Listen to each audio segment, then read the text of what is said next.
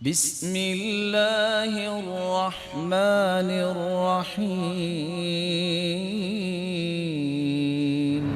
زندگی میں آپ سائل بنیں، متعلم بنیں، معلم بنیں۔ ہر چھوٹی چھوٹی بات پہ فتوے جڑ دینا، نفرتیں پھیلانا، یہ کوئی دین نہیں ہے۔ پھر مجھے اگر علم نہیں ہے کہ یہ بات صحیح ہے کہ نہیں صحیح، تو میں اگر پوچھ لوں گا اپنے کسی بھائی سے تو اس میں میری کیا حد تک ہو جائے گی؟ یعنی ایک بات دو چار لفظ مجھ سے پڑھنے والے شاگرد نے ایسی بات کہہ دی جو مجھے اجنبی سی لگی ہے، اور مسئلہ کیا ہے؟ مجھے اجنبی کیوں لگی؟ کیونکہ مجھے علم نہیں ہے، اور میں صرف یہ سوچ کے اپنے شاگرد کی جو ہے وہ کلاس لے لوں کہ تم نے کیا کیا دیا ہے۔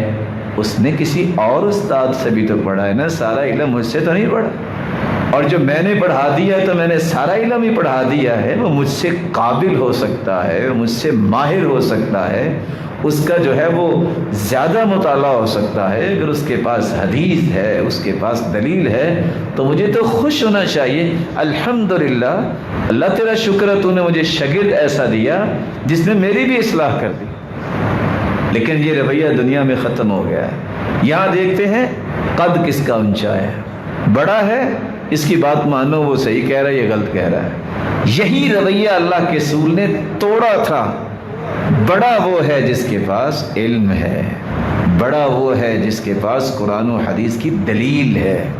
بڑا وہ نہیں ہوتا کہ جس کی عمر 70 سال ہو جائے اور اس کو پتہ نہ ہو کہ میں نے کہنا کیا، وہ بڑا نہیں ہوتا۔ معاشرے کے اندر جس دن یہ بات سامنے آ جائے، اس دن ہی معاشرہ بلند شروع ہو جائے گا۔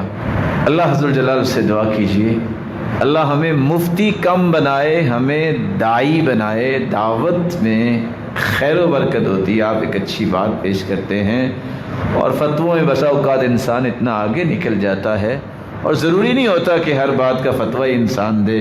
امام مالک کہا کرتے تھے جو ہر چیز میں فتویٰ دیتا ہے اس کے مجنون ہونے کی یہ بھی دلیل ہے ایک۔ بسا اوقات نہیں پتہ ہوتا، وہاں کہہ دے کہ میرے علم میں نہیں، اچھا میں پوچھوں گا۔